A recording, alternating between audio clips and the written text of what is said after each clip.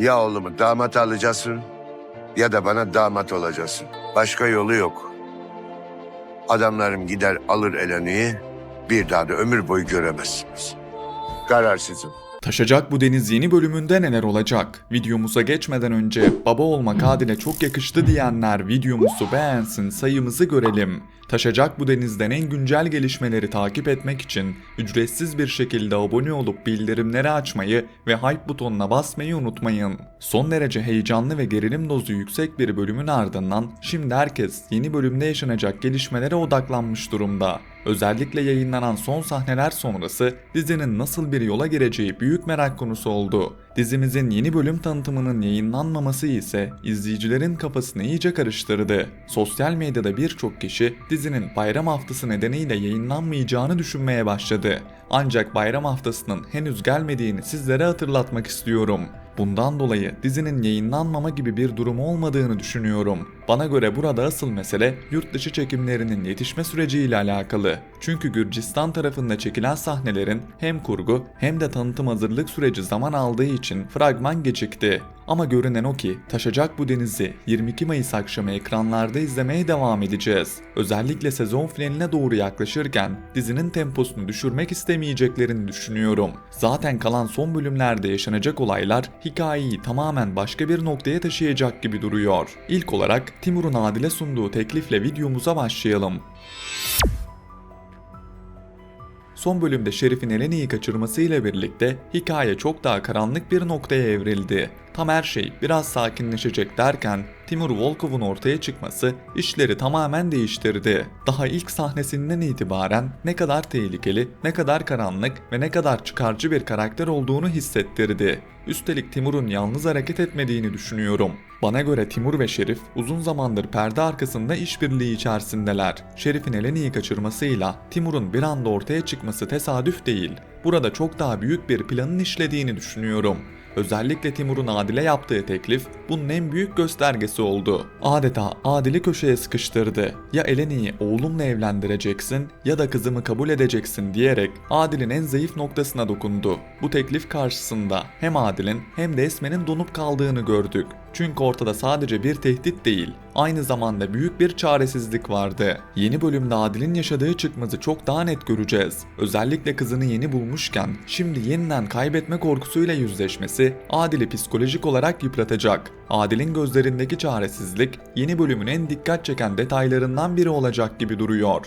Çünkü bir yanda Eleni var, diğer yanda Esme var. Yıllarca ayrı kaldığı ailesine kavuşmuşken şimdi tekrar onları kaybetme ihtimali Adil'i çok zor kararların içine sürükleyecek. Ancak ben Adil'in hiçbir şart altında Eleni'nin bilmediği bir adamla evlenmesine izin vermeyeceğini düşünüyorum.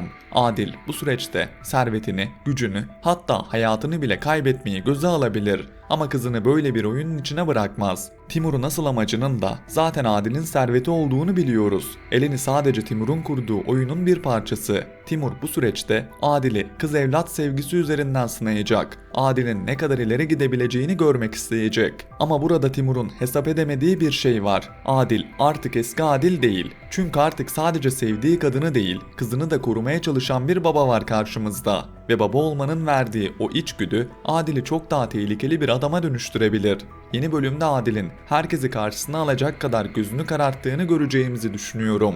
Özellikle Timur'un tehditleri arttıkça Adil daha sert hamleler yapmaya başlayacak. Belki de ilk kez tamamen kaybedecek hiçbir şey olmayan bir Adil izleyeceğiz. Bu da Timur'un hesaplarını bozabilir. Sezon finaline son 3 bölüm kalmışken hikayenin artık yavaş yavaş çözüme yaklaşacağını düşünüyorum. Öncelikle Eleni'nin kurtarılacağını düşünüyorum. Çünkü hikaye artık Eleni'nin esir tutulduğu noktada fazla uzamaz. Ardından baba kız kavuşmasına odaklanan duygusal bir bölüm izleyeceğiz gibi duruyor. Özellikle Adil ve Eleni'nin gerçek anlamda baba kız olduklarını hissettikleri sahnelerin izleyiciyi çok duygulandıracağını düşünüyorum.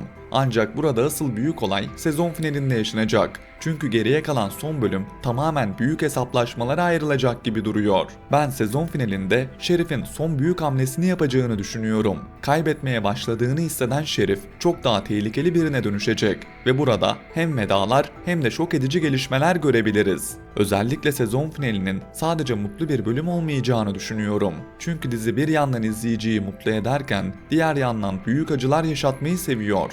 Bundan dolayı kalan son 3 bölüm içerisinde hem çok mutlu olacağız hem de çok sinirleneceğiz. Bazı karakterlerin vedası izleyiciyi ciddi anlamda duygulandırabilir. Özellikle Şerif'in yapacağı son hamlenin birçok kişinin hayatını değiştireceğini düşünüyorum. Burada dizinin yeni sezon hikayesini şekillendirecek gelişmeler yaşayabiliriz. Çünkü Timur hikayesi kapanacak olsa bile ardında çok büyük yaralar bırakacak gibi görünüyor. Peki Oruç ve Eleni cephesinde bizleri neler bekliyor? Son bölümde Oruç'un Eleni için nasıl büyük bir mücadele verdiğini gördük. Oruç artık Eleni'den vazgeçmeyeceğini açık açık gösterdi. Hatta birçok sahnede Eleni için kendi hayatını hiçe saydığını gördük. Yeni bölümde de Eleni'nin en büyük destekçisi yine Oruç olacak. Özellikle Eleni'nin yalnız hissettiği anlarda yanında duran kişinin Oruç olacağını düşünüyorum. Ve bu durum Şerif'in bile dengesini bozacak. Çünkü Şerif ne kadar karanlık biri olsa da Eleni'nin Oruç'a olan güvenini gördükçe öfkelenecek. Ancak bir yandan da Oruç'un varlığı Şerif'in bazı konularda geri adım atmasına sebep olabilir. Şerif'in Esme konusunda tamamen gözünü kararttığını biliyoruz. Esme'ye duyduğu saplantı artık çok daha tehlikeli bir noktaya geldi. Ancak Oruç'u da hafife almamak lazım. Çünkü Oruç gerçekten Eleni'ye değer veren, onu korumaya çalışan ve gerektiğinde kendi canını ortaya koyabilecek bir karakter. Hatta ben Oruç'un ilerleyen bölümlerde Eleni için kendisini feda etmeyi bile göze alacağını düşünüyorum. Çünkü artık Oruç için mesele sadece aşk değil, Eleni'nin zarar görmemesi onun için her şeyden önemli hale geldi. Gerçekler ortaya çıktığında ise Eleni'nin Oruç'a karşı büyük bir kırgınlık yaşayacağını düşünüyorum. Çünkü Oruç'un bazı gerçekleri bildiği halde kendisinden gizlediğini öğrenmesi Eleni'yi derinden sarsacak. Özellikle güven konusunda ciddi problemler yaşayabilirler. Eleni ilk etapta Oruç'a çok sert tepki gösterebilir. Hatta aralarına ciddi bir mesafe bile girebilir. Ama burada Oruç'un yaptığı fedakarlıklar devreye girecek. Çünkü Eleni dönüp baktığında Oruç'un sürekli kendisini korumaya çalıştığını fark edecek ve zamanla öfkesinin yerini anlayış almaya başlayacak. Bence sezon finaline doğru Oruç ve Eleni cephesinde hem duygusal hem de çok etkileyici sahneler izleyeceğiz. Şimdi gelelim İso ve Fadime'ye. Dizinin en sevilen çiftlerinden biri olan İso ve Fadime yeni bölümde de izleyiciyi biraz olsun rahatlatacak sahnelere sahip olacak gibi duruyor. Çünkü dizide bu kadar gerilim ve karanlık olay yaşanırken İso ve Fadime sahneleri izleyicinin nefes almasını sağlıyor. Yeni bölümde de ikilinin birlikte güzel ve eğlenceli sahnelerini göreceğimizi düşünüyorum. Özellikle İso'nun Fadime'ye karşı yaptığı küçük jestler yine dikkat çekecek gibi duruyor. Ben sezon finalinde mutlaka bir düğün izleyeceğimizi düşünüyorum ve bu düğünün büyük ihtimalle İso ile Fadime'nin düğünü olacağını düşünüyorum. Ancak burada her şeyin toz pembe ilerlemeyeceği çok açık. Çünkü Şerif'in böyle mutlu bir ana saldırmadan duracağını sanmıyorum.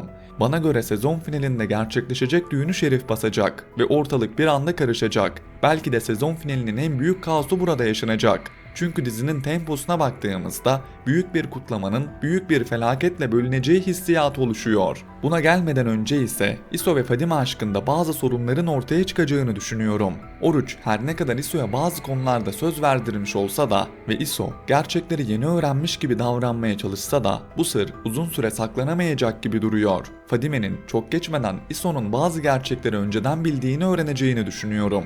İşte o noktada ikili arasında ciddi bir kırgınlık yaşanabilir. Fadime kendisine yalan söylenmesine çok sinirlenecek ve bu durum ilişkilerinde kısa süreli de olsa soğuk rüzgarlar estirecek. Ama açık konuşmak gerekirse İso karakterini artık hepimiz az çok tanıyoruz. Kot kafalı kılçık kocası İso yine bir şekilde Fadime'nin gönlünü almanın yolunu bulacaktır. Belki yaptığı bir fedakarlıkla, belki de içten bir özürle kendisini affettirmeyi başaracak. Çünkü her ne kadar sürekli hata yapan biri olsa da İso'nun sevgisinin gerçek olduğunu Fadime de biliyor.